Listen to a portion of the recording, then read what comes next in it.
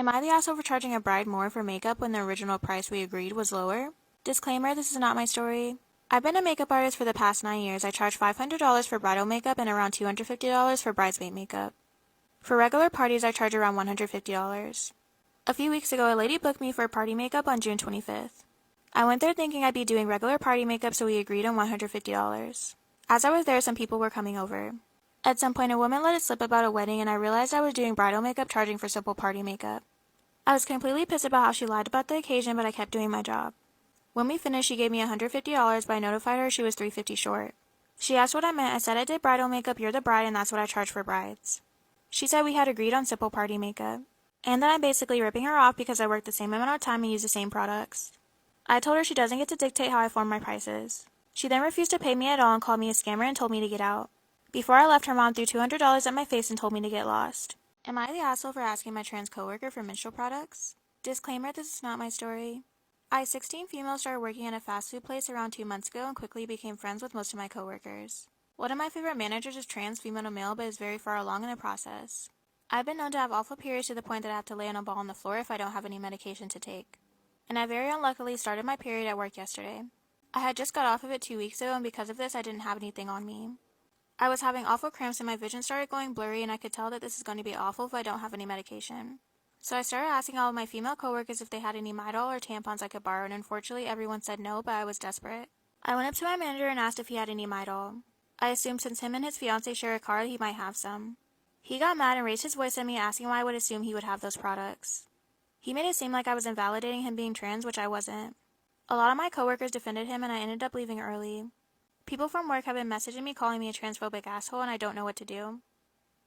Am I the asshole for going on vacation with my friend and her family and getting a room for myself after they kicked me out? Disclaimer, this is not my story.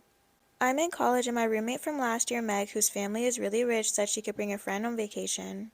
It was kind of awkward. I was her third choice, but her family vetoed the first two because they didn't want her bringing a boy or this other female friend of hers they didn't like. Her parents bought my plane ticket and booked the resort, which I was very grateful for. I saved a lot of money up so I could make sure I buy my own food and activities when I'm there and treat her family to dinner as a thank you for the ticket. But when the trip started, it was really bad. It was her, me, her mother, and her father, 2 of her father's friends, and 3 brothers going. On the flight, they all got first class and got me an economy seat. But I didn't say anything because why argue about a free ticket? The first night they went to a grocery store, it turns out they wanted to cook at the resort kitchen for the whole trip. And by they wanted to cook, it actually turned out they wanted me and Meg to cook. I wasn't warned about this. Am I the asshole for going on vacation with my friend and her family and getting a room for myself after they kicked me out? Disclaimer, this is not my story. I wasn't warned about this, but it turns out her family is so traditional that they see cooking as a woman's job, and her mom just had hand surgery. So it's me and Meg cooking every meal for 6 men and her mom, and I can't cook well. I messed it up. I undercooked the chicken and overcooked some steak, and her dad was angry with me. I told him that if he knew how to do better, he could pitch in instead of standing around criticizing. He said he was on vacation. I said that I was trying to have a vacation too, or did they invite me to be an unpaid domestic servant? His dad snapped at me and told me to get out of their suite and go home. I left and called the airline with my ticket. They let me put a passcode so no changes could be made to the flight without it. I then went to the resort desk and got an affordable room. I went sightseeing and relaxed on the beach for 3 days until Meg's parents ran into me. They did a double take seeing me on the beach. They said they thought I was going home, and I said I decided to stay. They said I deceived them into thinking I couldn't afford a vacation. Am I the asshole for my response when my mother-in-law threatened to not show up to my wedding? I'm a 33-year-old doctor and getting married to my fiancé this November. I have a somewhat controlling mother-in-law, and wedding planning has been an absolute nightmare so far. But here's the situation. My fiancé doesn't have an income because of her medical situation, but she'll go back to work later, so therefore I'm financing the entire wedding. I've set a specific budget for the wedding and honeymoon and planned everything: date, guests, food, etc. Mother-in-law wanted things her way and made a fuss about everything since that's her only daughter. I found out she and her husband found a venue that they wanted us to have the wedding at, but the problem is A, it's very expensive, and B, it's several towns away. My family even said that they'd have to drop out if I chose this venue, so I told mother-in-law that I didn't want it. She kept trying to convince me and made so much fuss to the point where she made it her hill to die on. I kept saying no to her, but she kept insisting. I got home from work on Tuesday and found my mother-in-law and father-in-law, a couple of their relatives there, visiting when there was no one home. She started talking about it again while I was resting on the couch, taking my socks off. I said, "Hold on, who starts a conversation like that? I just sat down, for Christ's sake, let me catch a breath, will you?" But that didn't stop her. She sternly said that her daughter deserves to have her wedding at this venue, and I'm a doctor, I can afford it. And that distance was just an excuse. She said that she made the reservation on the phone and that I had to pay for it within the set date and set time while pointing to me with her finger, which I thought was very rude and very disrespectful. She followed this with an "or else." I asked, "Or else what?" She said if I chose any other venue that she won't attend the wedding. I didn't budge like she thought I would. I just leaned forward and said, "All right, I guess the trash took itself out then." The entire house went silent, completely shut down. She stood up and called me disrespectful and a piece of shit to expect her to take my insults as gospel. But I replied, said that she was acting like a gold digger and that she needed to sit down and shut up and let me and my fiancé handle this or go home. She started crying and walked out, and everyone followed. Father-in-law was close to spitting in my face. My fiancé found out and said that I disrespected her mom and treated her like shit. I explained how unreasonable her mom was and her demands and total lack of consideration for me, my hard-earned money, and my family. She said she was going to handle this with her and without my intervention, but honestly, it blew her mind how low I stooped and how I treated her mom. She wanted some time alone because she was thinking I might be someone else hiding behind a mask with how I behaved, which hurt me to no end. I think I messed up. I just think I should have waited for my fiancé to deal with it, but I felt overwhelmed when she spoke to me like that. So am I the asshole? Am I the asshole for kicking my son out of the house? My wife and I have always worked extra hard to give our kids the things that we always wanted growing up in life. I came from poverty and my wife came from a lower middle class family.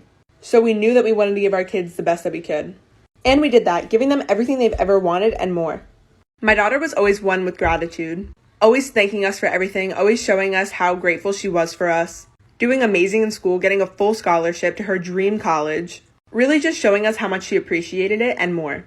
My son, on the other hand, not so much. He always took what we gave him for granted and would always expect more. I don't think I've ever heard a thank you from him. But when high school hit, he definitely felt that he was in his sister's shadow. So he started lashing out. Doing drugs, getting hard into alcohol, partying, and his grades were completely slipping. By his sophomore year, I told him that he had to pick it up, and he started doing a lot better. He still was in his little partying phase, but not as hard as he was, and graduated high school. Am I the asshole for kicking my son out of my house? Part 2. So my son graduated high school, still in a little bit of a partying phase, but he had decided on community college. I told him that in order to live in this house and for us to financially support him, he needed to have some kind of education further after high school. And we all agreed that community college might have been best fit for him. However, that summer before college, he got back into his drug and alcohol phase and started going even heavier than he was. I mean, full-on addiction at this point. My wife and I started noticing this, so I decided to take him out for lunch one day to have a serious talk with him. I told him that in order to stay under our roof, he needed to clean up his act within the next few weeks before the start of college. He didn't even try to put any effort in and just continued with his ways.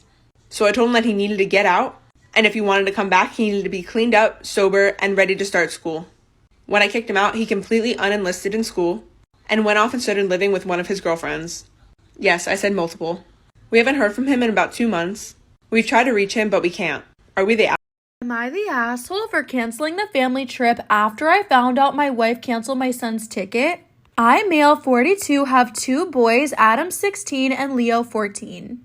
Their mom passed away 5 years ago and I married my wife Rose about a year ago. She adores both of my boys but complains that Leo is uptight and closed up. He keeps to himself and doesn't participate in family functions, but that's just how he is. My wife has taken it personally and thinks he doesn't like her. She started to exclude him from events, saying that he wouldn't be interested anyways, which I think was wrong. Now he started to pick up on it and started asking why. Am I the asshole for canceling the family trip after I found out my wife canceled my son's ticket? I told my wife to do her part and give him the chance to decide. I've been arranging for a family trip and days ago I booked tickets and hotel reservations. Note that I was paying for the entire thing. The day of the trip, I found out Leo's ticket had been canceled and I was dumbfounded. My wife canceled it because she figured Leo wouldn't want to come because he has a moody personality and is introverted. I was so angry I canceled the entire thing. She blew up at me and started lashing out and I had the boys unpack and she went to stay with her sister.